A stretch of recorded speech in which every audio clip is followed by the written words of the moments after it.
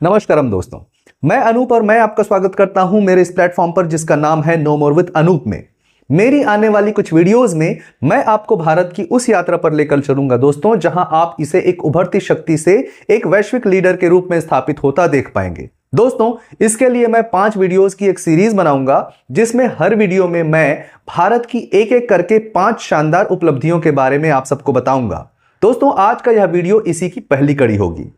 हम जो भी बात इन वीडियोस में जानेंगे ये कोई कहानियां नहीं, कोई झूठ नहीं, बल्कि ये वो फैक्ट्स होंगे जो आपको हैरान कर देंगे। दोस्तों, आशा करता हूं कि आपको मेरा यह प्रयास पसंद आएगा।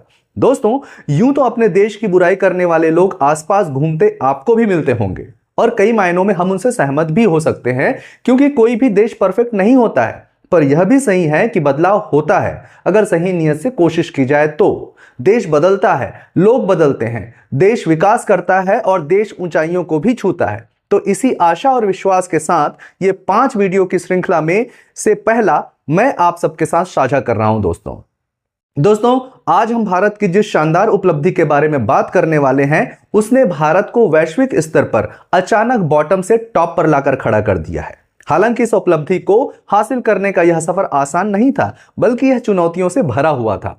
पर लीडरशिप के विल और भारत के ब्रिलियंट माइंड्स के मेहनत और डिटर्मिनेशन की वजह से वैश्विक स्तर पर इस क्षेत्र में हमने बहुत नाम कमाया है दोस्तों। तो आइए वीडियो में आगे बढ़ें दोस्तों और हमारी पहली बेहतरीन उपलब्धि के बारे में चर्चा करें। और यह उपलब्धि है डिजिटल पब्लिक इंफ्रास्ट्रक्चर DPI के क्षेत्र में। आइए इसको और थोड़ा समझें कि यह है क्या। हालांकि आज हम सब इसका बेधड़क इस्तेमाल करते फिरते हैं, यह हम लोगों के जीवन का अब हिस्सा बन चुका है। अगर आप समझ पाए हो तो मैं बात कर रहा हूं UPI और अन्य डिजिटल सुविधाओं की जो हम हमारे देश में इस्तेमाल कर रहे हैं। दोस्तों, क्या आप जानते हैं कि भारत का UPI, आधार और डिजी लॉकर अब सिर्फ भारत तक ही सीमित नहीं है। यह डिजिटल पब्लिक इंफ्रास्ट्रक्चर आज दुनिया के कई देशों के लिए एक मॉडल बन चुका है। 2024 में भारत ने 103 बिलियन यानी लगभग 11.5 लाख करोड़ रुपए से ऊपर के लेन देन केवल UPI के माध्यम से किए हैं, जो दुनिया में सबसे ज्यादा है। सिंगापुर, फ्रांस, UAE जैसे देश भारत के UPI मॉडल को अपना रहे हैं। सोचिए, यहां मॉल से लेकर चाय वाला, कैब से लेकर रिक्शा वाला भी QR कोड से पेमेंट लेता है। दोस्तों, यह है असली डिजिटल क्रांति जिसका फायदा सभी तबके के लोग उठा रहे हैं। दोस्तों, इस डिजिटल पब्लिक इंफ्रास्ट्रक्चर को फंक्शनल बनाने की राह आसान नहीं थी। इसके लिए पहले हमें कुछ जरूरी कदम उठाने पड़े, जिसके बाद यह संभव हो पाया। दोस्तों, भारत की डिजिटल क्रांति मुख्य रूप से 3 पिलर्स पर टिकी हुई है, जिसे जैम ट्रिनिटी कहते हैं, जिसमें J का मतलब है जनधन, A का मतलब है आधार और M का मतलब है मोबाइल। इन तीनों के मिलने से क्या फायदा हुआ है, आइए इसे थोड़ा विस्तार से समझें। दोस्तों, पहले बात करते हैं जनधन योजना की। यह बैंकिंग पिलर है।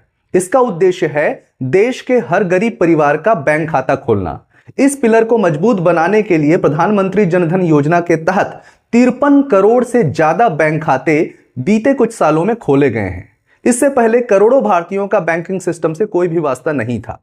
दोस्तों, दूसरा पिलर है आधार का। यह आइडेंटिटी का पिलर है। दोस्तों, इसका उद्देश्य है हर भारतीय को बायोमेट्रिक आधारित एक डिजिटल पहचान देना। आधार ने यह सुनिश्चित किया कि लाभार्थी की पहचान असली है कि नहीं। इससे पहले फर्जी नाम बनाकर सरकारी पैसा लूटा जाता था, जिसे आधार ने पूरी तरह से खत्म कर दिया।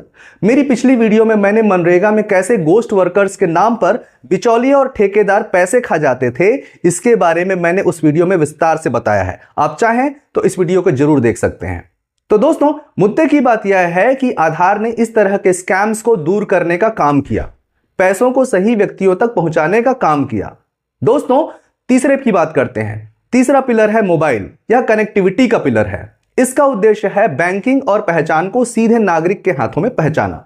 दोस्तों, सस्ते डेटा और स्मार्टफोन्स की मदद से आज लोग घर बैठे पैसे भेज सकते हैं, ले सकते हैं, सरकारी योजनाओं का लाभ उठा सकते हैं और OTP के जरिए खुद को प्रमाणित भी कर सकते हैं। मोबाइल के माध्यम से अपनी बैंकिंग को खुद संचालित भी कर सकते हैं। दोस्तों, भारत की सफलता की सबसे बड़ी खूबी इन तीनों के एकीकरण में थी, जिसने आगे चलकर UPI से लेन देन लगभग मुफ्त या बहुत कम लागत का बना दिया, जबकि पहले वीजा या मास्टर कार्ड जैसे ग्लोबल नेटवर्क्स भारी कमीशन इसके लिए लिया करते थे और केवल आर्थिक रूप से संपन्न लोग ही इसको उपयोग में ला सकते थे। आज आप गूगल पे या फोन पे के माध्यम से सीधे बैंक खातों में पैसे भेज सकते हैं और रिसीव भी कर सकते हैं। यह लचीलापन दुनिया के कई देशों के पास अभी भी नहीं है दोस्तों। प्रधानमंत्री जनधन योजना के जरिए करोड़ों गरीबों के बैंक खाते खुले, जिससे सरकारी सब्सिडी डीबीटी के माध्यम से सीधे उनके खातों में पहुंचने लगी, जिससे भ्रष्टाचार और बिचौलियों के डोमिनेंस का भी खात्मा हुआ। भारत अब सिर्फ तकनीक का उपभोक्ता ही नहीं बल्कि निर्यातकर्ता भी बन गया है। दोस्तों, वर्तमान में Sri Lanka, Mauritius, France, UAE, Nepal और सिंगापुर जैसे देशों में यूपीआई स्वीकार किया जा रहा है या वहां सिस्टम के साथ इसे जोड़ा जा रहा है। भारत ने अपनी G20 अध्यक्षता के दौरान डीपीआई को एक वैश्विक एजेंडा बनाया। कई अफ्रीकी और दक्षिण पूर्वी एशियाई देश अपनी डिजिटल अर्थव्यवस्था बनाने के लिए भारत से ओपन सोर्स कोड की मदद भी मांग रहे हैं। दोस्तों, हम सिर्फ यहीं पर नहीं रुके हैं, अब इसके आगे हम ONDC open network for digital commerce की ओर भी कदम बढ़ा रहे हैं। और यह क्या है, आइए इसके बारे में भी थोड़ी बात करें।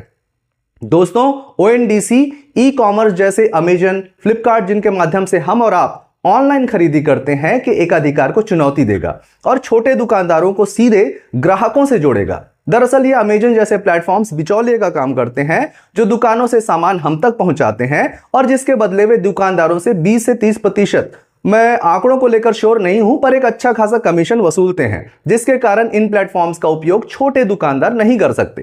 पर ONDC इन बिचौलियों और इनके मोटे कमीशंस की झंझट को खत्म कर देगा। यहां भी कमीशन देना पड़ेगा दोस्तों, पर यह केवल 3 से 5% का ही होगा। ONDC को आप ई कॉमर्स की दुनिया का UPI भी मान सकते हैं। जिस तरह UPI ने पेमेंट के क्षेत्र में वीजा या मास्टर कार्ड के एकाधिकार को खत्म कर सबको एक प्लेटफॉर्म पर ला दिया, ONDC वही काम ऑनलाइन शॉपिंग और डिलीवरी के लिए कर रहा है। दोस्तों, भारत का DPI मॉडल दुनिया को यह सिखाता है कि तकनीक केवल अमीरों के लिए नहीं बल्कि समाज के सबसे आखिरी व्यक्ति के सशक्तिकरण के लिए भी होना चाहिए। यह डेमोक्रेटाइजेशन ऑफ टेक्नोलॉजी का सबसे बड़ा उदाहरण है। तो दोस्तों, यह था इस सीरीज का मेरा पहला वीडियो। आप UPI और DBT की सुविधा के बारे में क्या सोचते हैं? कमेंट कर अपनी राय जरूर बताएं। वीडियो को लाइक और शेयर करना ना भूलें और अगर मेरा प्रयास आपको अच्छा लगा हो तो चैनल को सब्सक्राइब जरूर करें। तब तक के लिए नमस्कारम, वंदे मातरम।